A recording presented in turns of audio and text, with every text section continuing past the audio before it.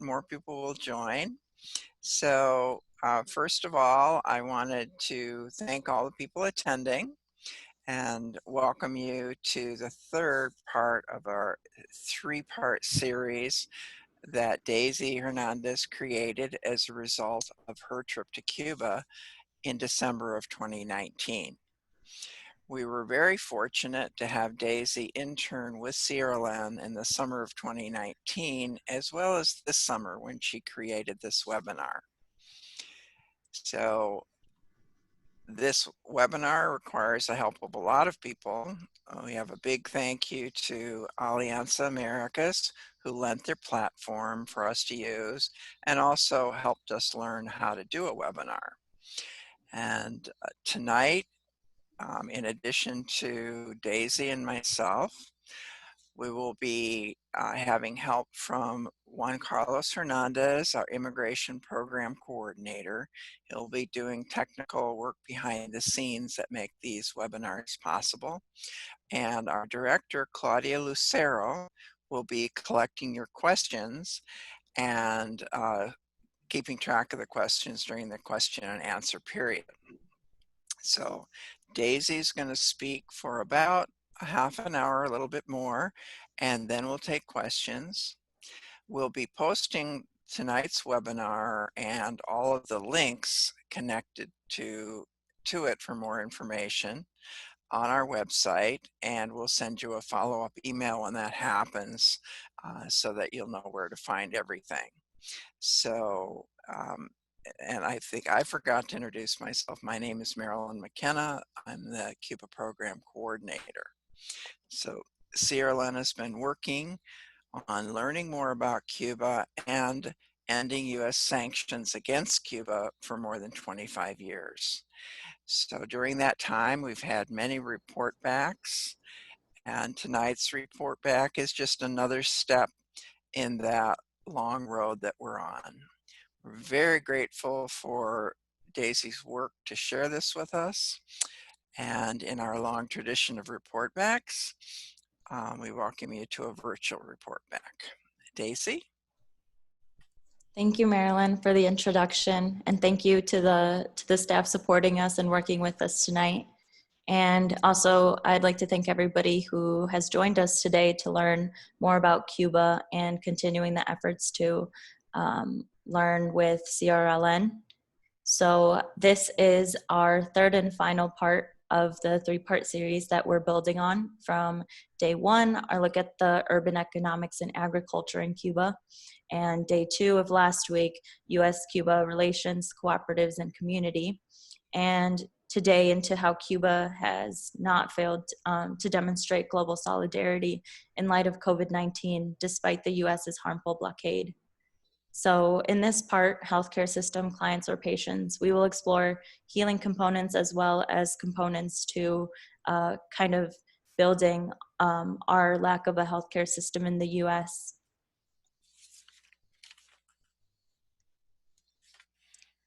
I'd like to start with one aspect of healthcare and self-care and social justice that we oftentimes overlook, but is very relevant: healing and social justice. Healing is a social justice issue. The definition is healing justice identifies how we can holistically respond to and intervene on generational trauma and violence, and to bring collective practices that can impact and transform the consequences of oppression on our bodies, hearts, and minds. That's from Cara Page and the Kindred Southern Healing Justice Collective, which is conceived on trauma, violence, and social conditions in the South. Spaces like the Kindred Southern Healing Justice Collective allow organizers and healers to converse and strategize amidst burnout and depression that happens in movements and systemic loss in communities' healing traditions. While in Cuba, I was able to experience learning about Cuban religions with African roots from a practicer named Elias, who specified that syncretic religions are not logical because people were forced to overlap their religions in Cuba. In his experience, syncretic does not exist. It's a method of tangled transculturation. which is why I mentioned that it's a Cuban religion with African roots instead of naming it an Afro-Cuban religion. So in our approaches to understanding adjusting towards justice in the US, elements like police brutality, food apartheid, prison industrial complex, broken treaties, the war on drugs, the school to prison pipeline, redlining, and medical and environmental racism, just to name a few, all affect aspects of individuals on a holistic level.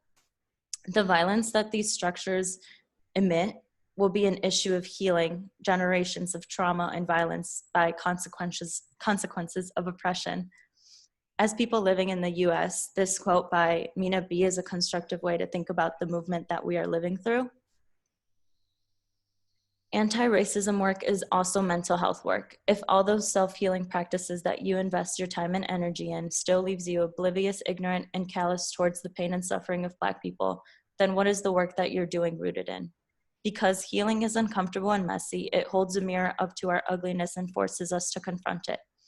If you are more concerned about living in love and light than you are about the lives of the non-white people who walk on this earth around you, then you are not doing the work, you are simply causing harm.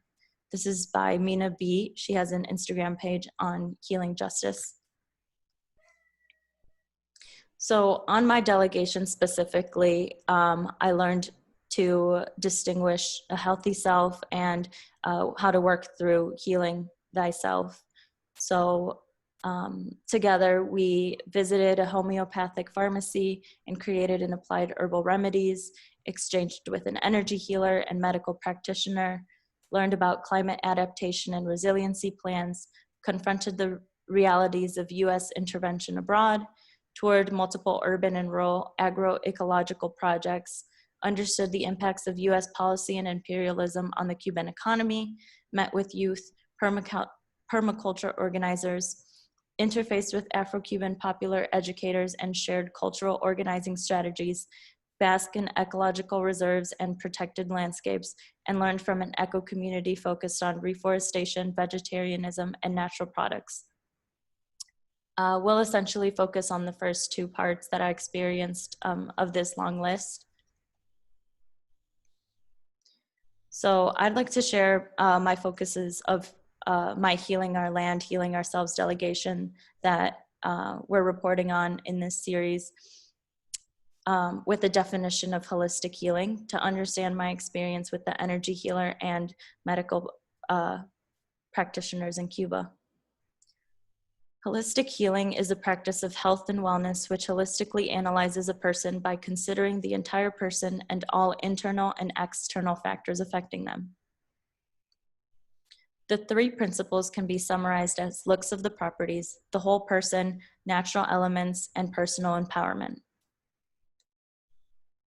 Holistic healing can be a spiritual process, but it isn't always. It is rooted in alternative, which is really ancient healing practices, and oftentimes we think of this to be oriental or far from where we are from in healing and treatment. But as I said, a lot of the practices are also natural and ancient, such as the use of supplements and permaculture produce that we looked at in past weeks as preventative medicine.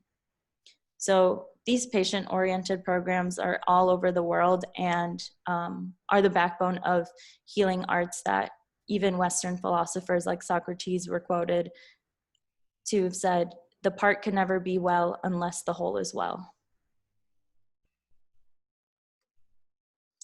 So the science and spiritual aspects are not always bridged, but we did have an opportunity to meet with Glenda Rodriguez, a holistic dentist. And she explained to us her philosophy, which essentially means a love for life. It is that of anthroposophy, a philosophy based on the premise that the human intellect has the ability to contact spiritual worlds.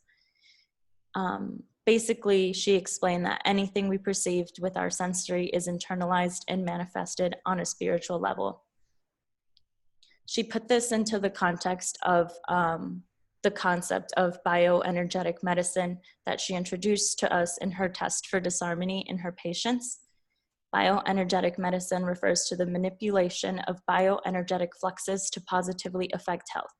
bioenergetic medicine approaches rely heavily on the law of mass action and impact systems that monitor and respond to the manipulated flux.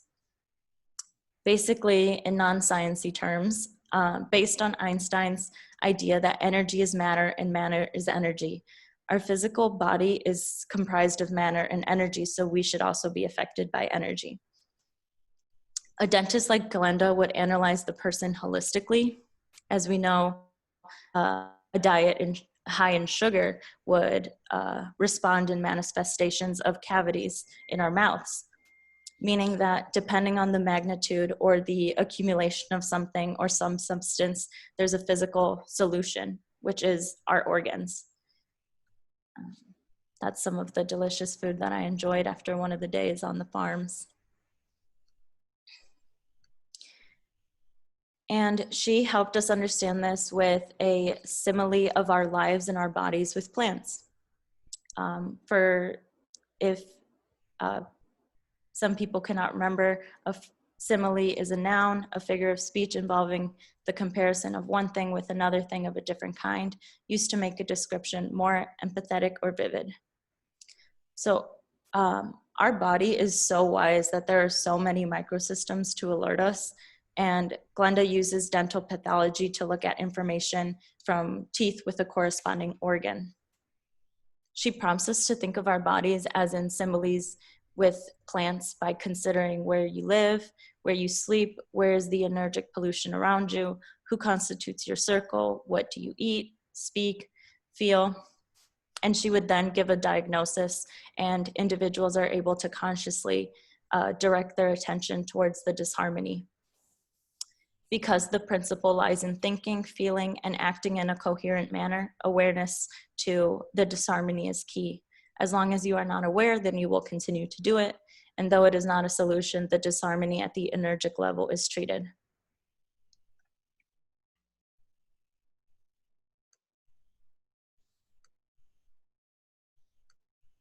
So I wanted to share some photographs that I took because a large component of both the simile of our life with the plants is a vision and learning, as it is envisioning a space like your garden. And humans need a good foundation, like a plant needs a good soil or environment, and healthy conditions and accessibility to essentials like food and water and the sun, just as plants. So we not only is this necessary for a harmony with ourselves, but harmony with others around us as well. And some examples of that are how the fruit to the right produces these little seeds that indigenous people in Cuba used to use as war paint, or people still use currently for different types of paint. And you can see by how vibrant it is on my palm that it can create different shades as well, depending on how much you rub it. And the picture to the far left is a really cute cat, but it's also a good example of the different components that animals play in our lives and on a farm to keep away like animals and unwanted insects. Another element of Glenda's approach is something called cultura agrodinamica, or a culture of agrodynamics, which is essentially eating from the earth and soil as much as possible, because she understands that what the earth produces can be different from what the market imposes. And the process of eating is a process of consciousness and holistic healing, because there's a biological need being met. So by upholding this culture, Glenda sees the biological, psychological, social, and political aspects of our well-being. So in Cuba, there are levels to the type of care that people receive. The 3 levels are family doctors, which are the ones who are directly connected with their communities and are able to refer people to polyclinics to receive specific services like behavioral health, There are obviously hospitals for emergencies, and medical institutes is the third type. But they are all pretty much linked by the goals of health prevention, family inclusivity, and do the work in analyzing the environment of the individual. And the doctors are the ones who are the family doctors are the ones who are able to create group numbers for the individual or households that they meet with as the primary contacts with the community members. So they can meet with healthy patients once a year for their usual checkups. They can meet with patients at risk. They could consider these to be alcoholics, smokers, people who are highly sexually active, and meet with them twice a year. And they would meet with their chronic disease patients 3 times a year, and people with disabilities or hereditary disabilities as a result of something 4 times a year.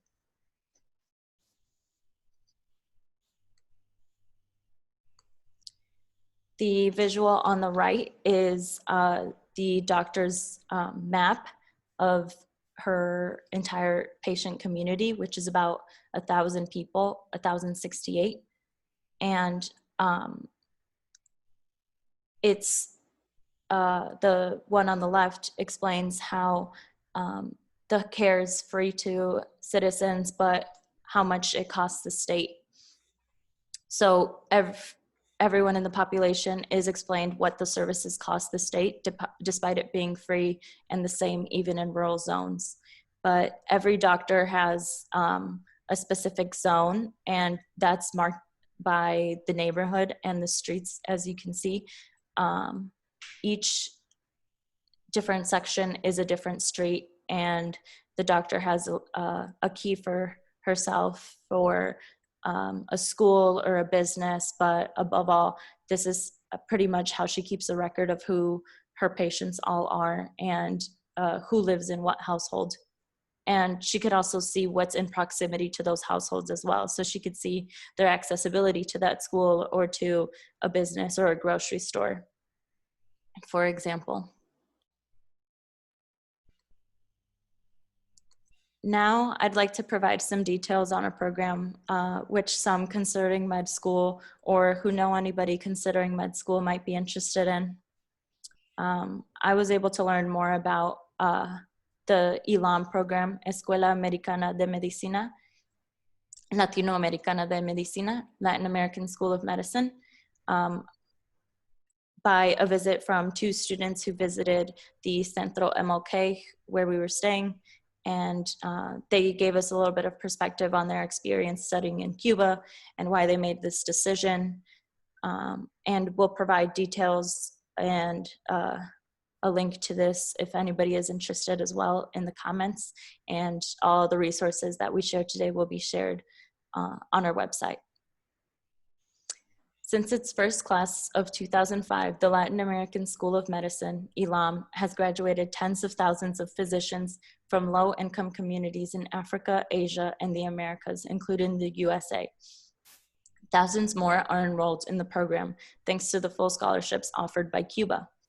These new young doctors make a commitment to work in underserved areas upon graduation.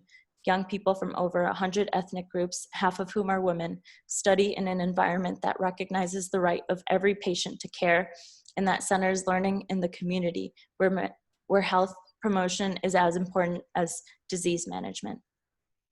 This is from Medic Review. It's an online publication that publishes different happenings from throughout Latin America in medicine and in healthcare, which we highly recommend people check out if they're interested in this. But again, we will provide some details on this in the chat and after the presentation. ELAM is essentially a full scholarship program to study medicine in Cuba that was administered in the US by the Interreligious Foundation for Community Organizing, who worked with many sectors in Cuba, along with the Congressional Black Caucus towards creative community organizing for social, racial, and economic justice in communities across the US. And they worked really hard to open the program to its first students in 2001. So go ahead and click on the link if you're interested in hearing the experiences of students studying in the program. And the picture to the left is provided by Pastors for Peace in a recent news blast, and that's the graduating class of this year.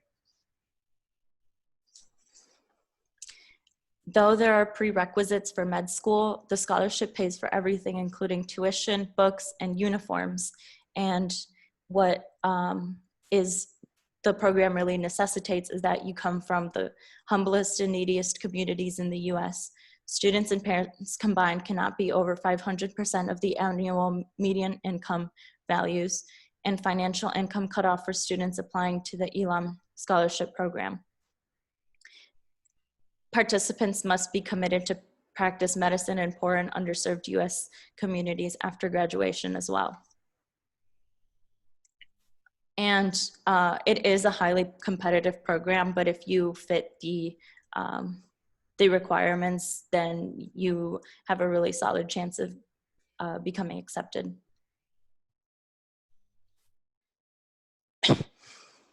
The Cuba and US healthcare experiences are very interesting to analyze and look at through the lens of our healthcare workers and people studying to become healthcare workers as well. Some of what the two students highlighted in choice to study in Cuba were the different circumstances that are things like the clinical and evidence-based work that they got to do as med students instead of lab and evidence-based. That was a huge component that they both agreed upon because of the affordability and maybe the proximity to their families that a clinical and evidence-based program or school might have cost in the US. And it's something that they definitely received as part of the ELAN program instead of lab and evidence-based programs. The different social stresses on doctors and patients is one thing that they really emphasized, and we were able to have an interesting conversation on, considering that in Cuba there is no opioids. They don't really have to deal with treating addiction or gun violence wounds because guns are illegal. And one thing that really stuck with me was the thought of treating a child for a bullet wound or multiple children for the prevalence that school shootings happen in the US is just horrifying, and it's not something that med school necessarily prepares you for. So that's something interesting to put into perspective for our doctors, and a reality that they have to confront in the United States that might be different from a country like Cuba. There's also the idea of Cubanidad in Cuba, Cuba first, which in some ways can be seen as erasure to some communities, but against medical racism, the essence of Cubanidad is of being Cuban. And overall, doctors and med students are taught to uphold this while they treat their community members. Because in the US, as medical racism is garnering attention, as doctors operate in an inherently racist system where subconscious prejudices or implicit biases can affect the way that doctors treat their patients, it's consequential on the most marginalized among our communities. And we can yet again see this and see these effects with the COVID-19 epidemic. And I would do a whole other webinar on this if I could, but I encourage anyone to do a Google search or any research on the lesser percentage of our nation's population dying at higher rates of COVID compared to white people, because Black women and men face higher risks of chronic disease, infection, and injuries in the US. And we see the fruits of a moral promise being upheld in a country like Cuba in the quality of care, but also in the accountability that these systems face. So obviously medical racism, we can all agree, would be illegal, but in Cuba, the moral promise kind of signifies their ability to do their best 100% of their time of the time, because they're not necessarily up against a lawsuit. Doctors in Cuba are low paid, but the reality that they confront for medical malpractice would be jail. So this has really cultivated a sense of appreciation and respect for low paid doctors just among the students who are training to be them, because it is a concept that young professionals are confronted with, the salary as they are trying to achieve it. But they said that the emphasis of having housing and having their families, if they choose to have one, being okay in the realm of food and housing is as satisfactory as it is from the quality of the work that they do and are able to do for their communities, more so than the money and the monetary gain. With prevention strategies in place, they are essentially workers for and with their communities to achieve their health overall. So the highly developed technology that we have in the US is great, but again, it's great if individuals have access to it. Which brings us to look at how Cuba's practices are strategies for international solidarity that we can look to. This community-based healthcare institution is practical at the global scale. Perhaps we can begin to consider universal healthcare sometime in the United States, but the idea that we treat other people regardless of their ethnicity or race as human beings who deserve care is something that we can use as an example, especially living in a pandemic. And the nurturing and learning how to interact and how they want to interact and what kind of future that med students want to have, and what kind of family life they want to have is definitely something that professionals should be able to consider apart from the salaries of their fields. And cultivating legitimate relationships in community is the idea of bringing those fields and skill sets together to build strategies for better health. So lately, CRLN has been posting on how Cuba's been all over the world for their international solidarity through nationalist missions. Cuba's been all over the world for COVID-19, except for the US, of course, but they've offered to help with 9/11 and Katrina and haven't been allowed as medical brigades.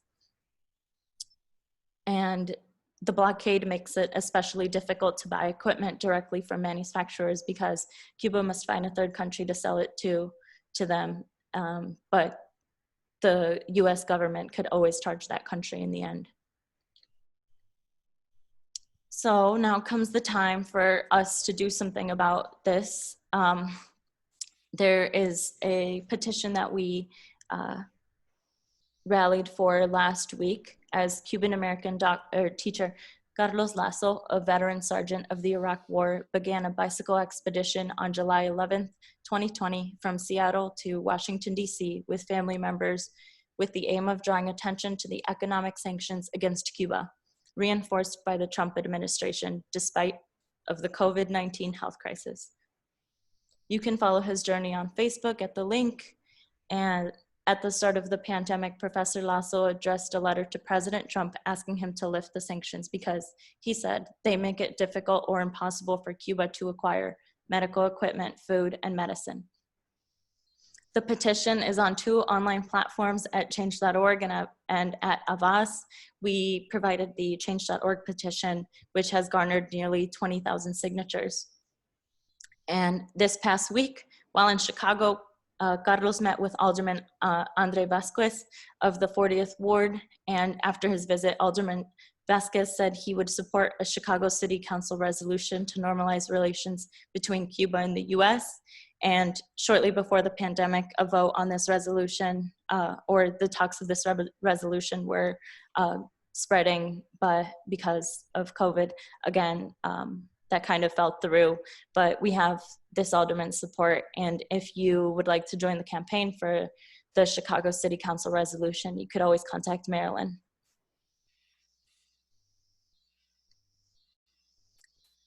Thank you all for listening today. We'd like to say a special thanks again to Alianza Americas for the platform. I'd like to thank Witness for Peace Solidarity Collective, again, for providing the resources, and to our Sierra Leone staff for their support throughout the entire series.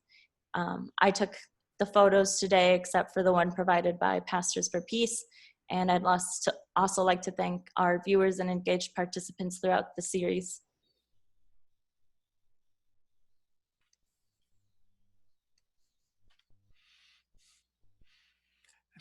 Thank you, Daisy. This is Marilyn again, and I'd like to let everyone know that we have a special treat. Since we have a small group on the call and you're all part of the Sierra Leone family, Claudia is going to promote you all to be panelists, meaning that you can ask any questions you want to Daisy yourself. So you may experience just a second of interruption in your Zoom connection, but then you can join us and we'll jump into questions or discussion. We have several people who have been to Cuba, so we look forward to seeing you in just a second.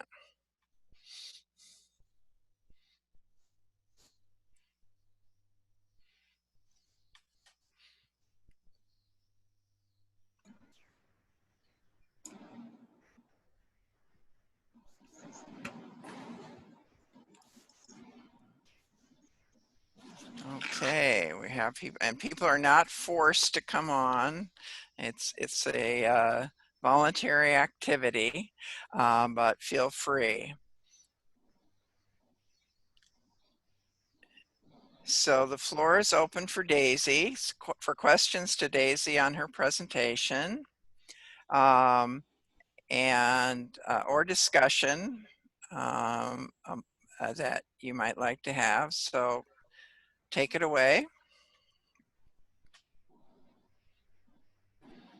Welcome. Okay. I'm going to say hi to folks, including Margot. I haven't seen you for ages.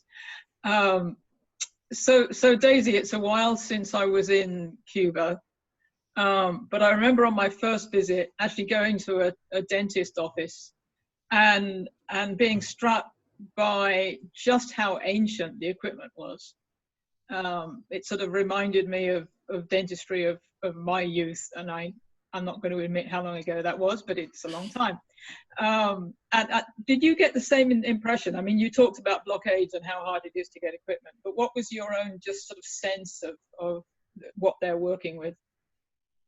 Unfortunately, we didn't get to meet Glenda at her office. We met her at a gazebo in a park. So she more so talked about the holistic healing itself and what that process is than the technology that she uses. I'm not sure where in Cuba she practices or where her office is located. And yeah, that was kind of disappointing that we weren't able to offer or see the type of equipment that she uses. Right. But did you go to the office to visit the office, or did you go because you received care? No, I was taken on a visit. So okay. I was staying in a church in Cabarayan on the north coast. I've been there a few times. And okay. The pastor was just sort of taking us walk around and saying hi to people and popping into offices and whatever. But I don't know if I don't even know if the US used the same equipment. But when I was a kid, instead of having this automatic suction and whatever, you would rinse your mouth out with some pink fluid, spit into a bowl with water running through it, and it was exactly like that in their office, and just very, very old equipment. I mean, lovely people, very caring, but not with a lot to work with. Yeah, because someone on our delegation actually extended their visit so that they could visit an eye doctor in Cuba. So I figure that that's one way for people to check out the different offices and such. Yeah. Mario, you had your hand up. I kind of. Yeah, I would like to ask you, well, first of all, thanks for your talk. I mean, it's really impressive. I mean, how much you know about the systems in Cuba. And, but I would like to ask you, if a US student go to get a degree, a medical degree there in the lab, how is recognized that degree here in the United States? I know that you probably have to revalidate as every other foreign medical doctor that comes here have to revalidate, but are people allowed to do that? I mean, from the medical school there in Cuba, here in the US? Yeah, because I think instead of 4 years of schooling, it's 7. You just spend a little bit more time there because there are different components to the program. Like learning Spanish is a part, and I think they dedicate a whole year to that as well. So it's basically the same thing as becoming a certified doctor in the US, but there's a lot more to it, obviously. But in part, I think because they do have to follow up with the commitment in serving in low-income communities, they might get placed right away. Maybe there's hospitals or places that specifically take Elam students for that reason, but I'm not sure. Yeah, I could add a couple, just extend that a little bit from the Chicago experience. So initially, when people started graduating from the school, they had, as you alluded to, Mario, they have to take an exam that anybody who goes to medical school outside of the US takes. And that whole process is expensive, over $1,000, I think, for the materials to take that test. And then initially the students had some trouble getting placed because it was so new, and no one knew much about the program. Now, actually, they're in demand because they've established now the connections with physicians in these, especially urban hospitals, who really want they have a tremendous background in observation and primary care. And there's not a big surplus of primary care physicians being graduated in this country. So now they are in big demand, as Stacy alluded to, and there's quite a number in Chicago. And they still, both IFPO Pastors for Peace and Medic and other people work together to help them raise the money for the certification exam and help with contacts to get their residencies. And they still need a lot of support because they are people from, very, very families of very without a lot of means, but they're super dedicated after they get through this program. So now they've kind of established themselves. Thank you. Mm-hmm.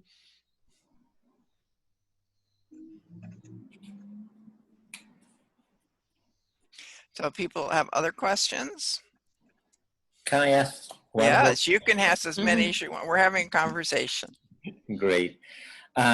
I would like to know what in Cuba they define as patients or clients when they are psychologically being treated there. And the reason I'm asking you, because here in the United States, we call them clients, but in other countries are called patients. And me, survivor of torture, I not consider myself a patient or nor a client. I'm just a survivor. And the reason being because, to me, the patient have more medical defined, but the client is more a kind of a business thing.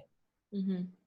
So I don't know how in Cuba they make this difference, because your title of the talk was precisely talking about that with a question mark.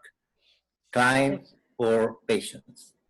Right. And I think the perspective that I got from the students and them noting that in the U.S. we may have the access to all this technology, like Linda noted, a doctor's office in Cuba might not have the best technology, but a lot of people, or most people, if not all people, do have access to quality care.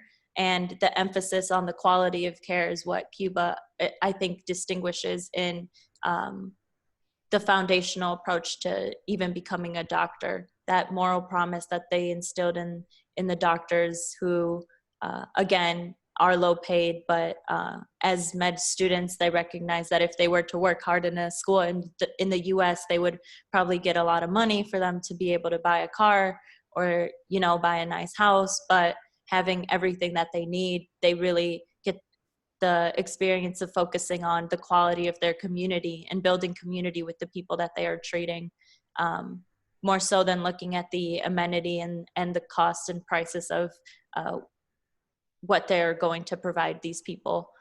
And obviously that's a burden with the blockade and all, but the idea that they're able to provide quality care to everybody, I think, is the ultimate goal and the takeaway of their system. And I think the one graphic that shows how much the care costs could be a little bit of an incentive for people to consider the care that they receive. In the US, I feel like a retaliation for giving everybody or universal healthcare, providing people with access to affordable healthcare, is that people will start going to the doctor or the hospital for every little thing. And I think that's a very pessimistic and maybe wrong or kind of a fallacy of people receiving care, because regardless of the situation, people should have access to healthcare, even if they do just want to go get a Band-Aid or something. But this kind of serves as a reminder for the Cubans of how much their state, who is already strained by things like a blockade, is spending on the care. So although it's free, there is this graphic in here that shows that one consultation costs 36 pesos. So I think that's one way that their system is preventative in this way, despite the US's kind of more reactionary approach with technology. And looping back to Mario's question, when the family doctor talked about the people that she was serving in her practice, what did she call them? Did she call them patients, clients, or community members, or how did she talk about them? Yeah, patients. Mm-hmm. They are her patients. At the end of the day, they Mm-hmm. do receive what they can, but they also have a different kind of system built around it too. She doesn't have the strain of having to see everybody at the same time, which a lot of people would expect, you know, like, oh, you have to take care of 1,000 people. There's no way that you keep track of it. Their system is kind of built around treating all these people for their individual needs.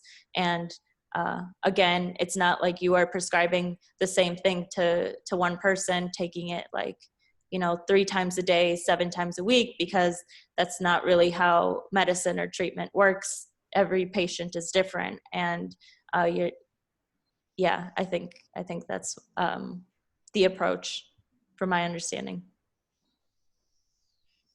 And my experience there is people do go for any little thing. Like I've been there on a construction brigade, and there was a guy who was feeling a little bit faint, and the Cuban's response is that we should immediately go to the doctor, which was a block away. His mother said he should just sit down and have something to drink. But I think it's interesting too, though, because in this model, there's no discouraging people from going. And for the family doctor, even when the person goes for a quote unquote Band-Aid, it enriches her understanding of conditions in the few blocks that she's in charge of. So it's a whole different incentive. So nobody says, oh, I only need a Band-Aid. They're like, oh, let's go right now.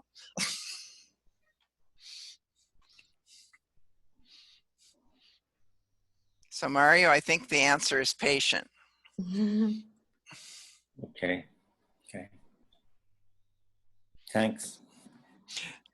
Other questions? Otherwise, I know Daisy has many more things in this and that she could share in this arena, but kept herself down to a half an hour so there would be time for questions. So don't hold back, and otherwise we'll let her share other things that that didn't make the first cut.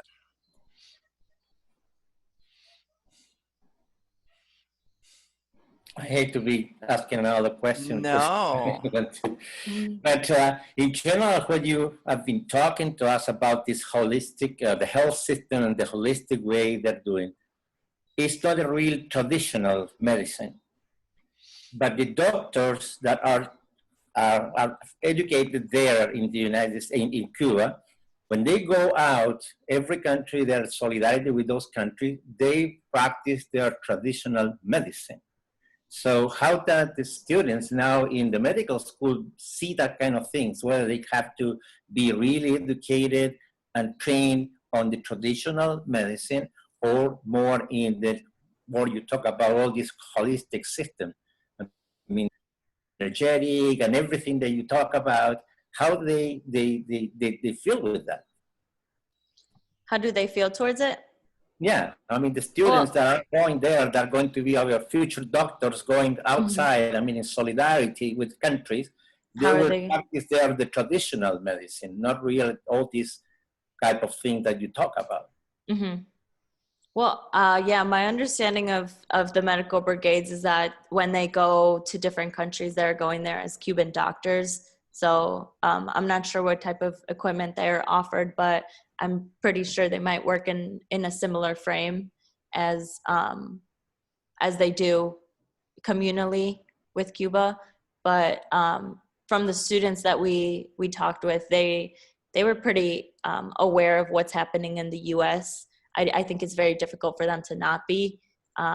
A lot of them didn't, well, it was 2 of them, but neither one of them really seemed to be considering living in Cuba. I think they definitely see what they learn in Cuba to be practical in the United States, and that being more of the goal of them studying there. I'm not really sure why that was, but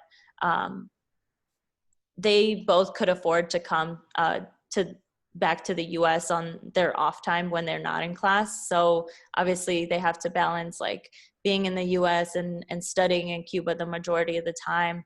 But things like the prevalence of school shootings were things that they were really concerned for and really aware of as well. And that was kind of an internal turmoil that they had. Like, how are we living and operating under this system where we're able to know every single one of our patients' names, and to go to, or that transition into the US was kind of like unforeseeable for them, though they were both to graduate in the coming, I think in the next 2 years. But I think the social stresses is something that they are definitely mentally preparing for, but I don't know how they would prepare for that with the different technology available or anything else available to them. Yeah, I could add just a couple tidbits. When the brigades, especially the ones that we're hearing about or who are fighting COVID-19, those are specially trained Henry Reeves brigades. Those are specifically trained to deal with emergency medicine. So they go places when there's a flood, the Ebola outbreak, COVID.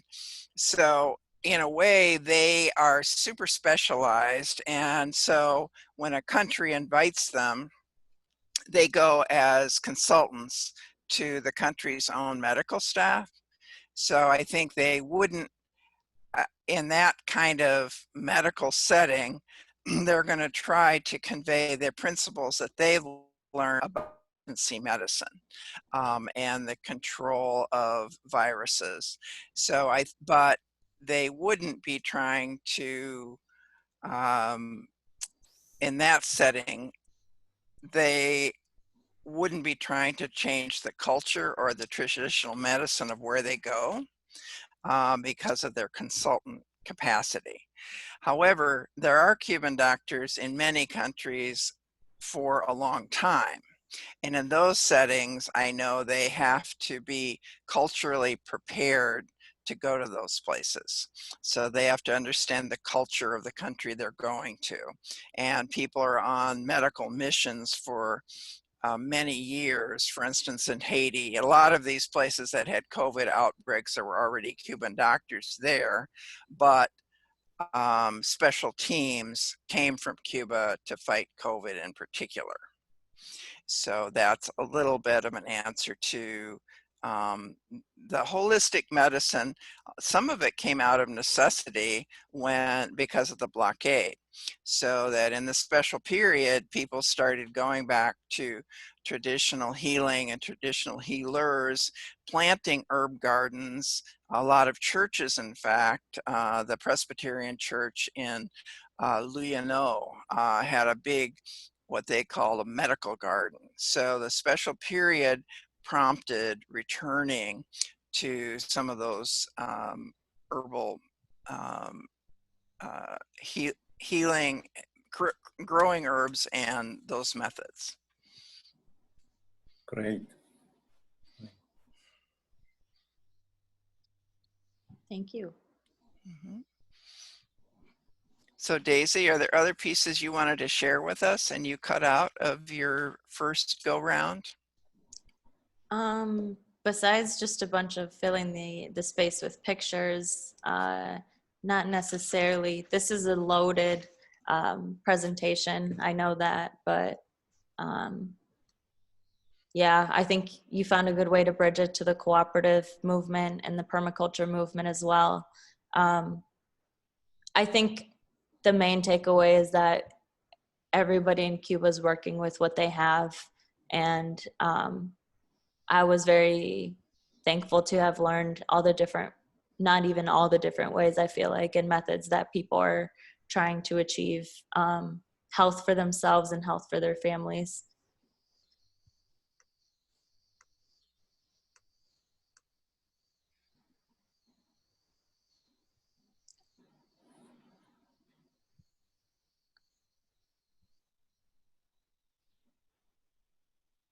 Maybe I'll just ask one more, again, based on my own experience when I've been there.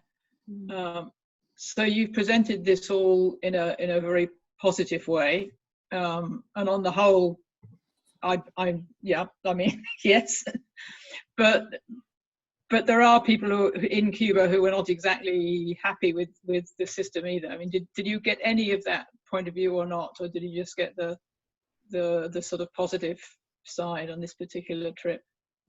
Not specifically on health. Yeah. Or healing.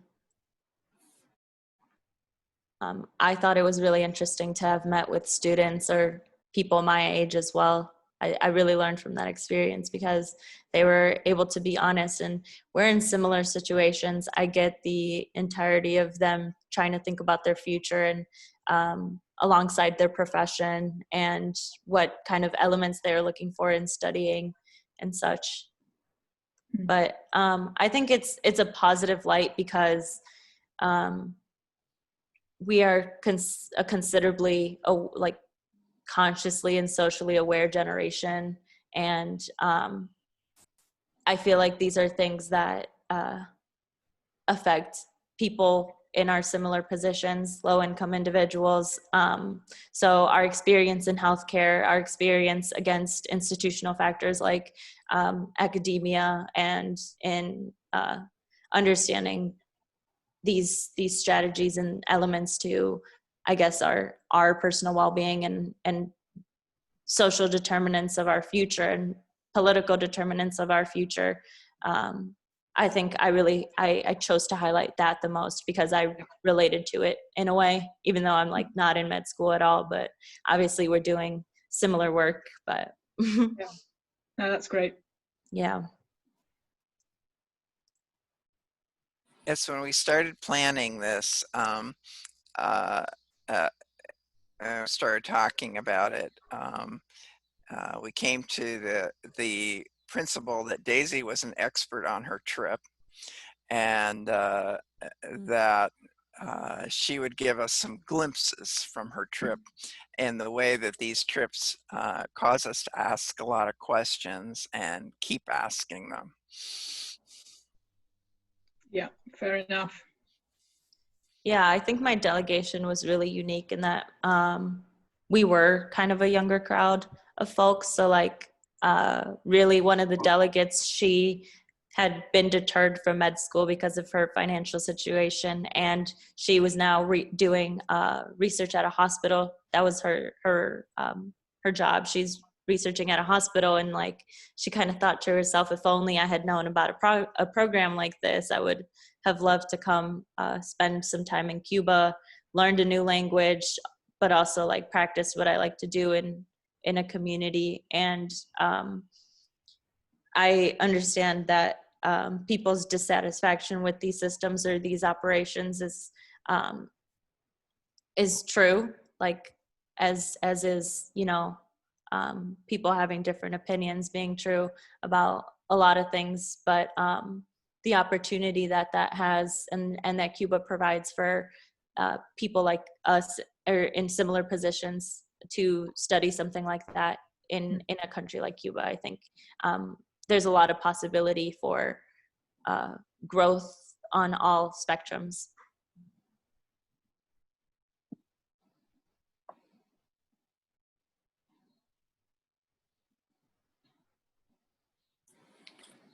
I am curious. I would like to know whether you ever visited one of the main hospitals there, Salvador Allende's name, which was our president in Chile. And that's why they carry the name Salvador Allende's Hospital there. Did you ever visit the hospital or something? Did you ever learn that there was a hospital with his name? I've heard of Salvador Allende, but I did not. I don't think I visited the hospital. We might have passed it in passing a bunch of times, but I can't remember where. I think whoever extended their visit, both of them got to visit a hospital close to the Centro MLK. So I will look to see, like on Google Maps or something, if it's that one that's the closest to the center. Right. Mm-hmm. Thank you. Yeah. Yes, there's a lot of things named after important people from around the world. Mm-hmm. And that's kind of for me, it was a fun history lesson. Some of them I knew and some of them I'd never heard of, and that was a thing to learn about. And history is everywhere in the society and in the daily life. Okay, any more questions? Comments? Maybe just a quick comment that I grew up in a health system that's a bit closer to Cuba's than it is to the United States. And I know which one I prefer. Definitely, we're hoping the same. Yeah. Oh, the one you can actually go to? Yeah. My friends were shocked when they were telling me, well, you know, our health system's free and our education's free, and you know, other countries don't do that. And I said, yes, they do. I grew up in one. So yeah. Yeah. I certainly have a lot more criticism of the US system than I do of the Cuban system for all its problems. Mm-hmm. Yeah, I thought it was really interesting that they straight up described it as a lack of a system. And I was like, oh, yeah. Okay, yeah, let's let's get into it. Yeah. Anyway, thank you, Daisy. Much appreciated. Yeah. Thank you all for listening and tuning in today. Thank you so much, Daisy. And for participating. So I want to thank everybody for joining us, and we can continue these conversations. I'm sure we will be. And thanks again to Claudia, who's managing things, and Juan Carlos. And big thanks, of course, to the Cuban people who, no matter what we do, still welcome us. I really appreciate everybody's participation. A big thanks to Daisy for putting this together, which is a tremendous amount of work, and it's really great for us. I can see that Marisa is attending this meeting, so hello to her. Yeah, hi Marisa. Hi, Marisa. Ah, Hi. Doesn't Hi, have all. to It's be nice to aware. see you. oh, good to see you. Good to have you I here. think I don't have my video on. Sorry. Something's wrong with my. I'm listening from my phone, but I've been hearing and love listening to all of you and seeing you. Okay, great. And so thanks everybody, and keep in touch. And I think we're going to see some activity this, during election times, it's hard to get much legislative activity going, but there's a lot of interest. So I think we'll be seeing more actions on ending the embargo. It was nice to see you all. Thank you. Okay, Everybody take bye-bye. care. Take Wear your care. mask. Bye.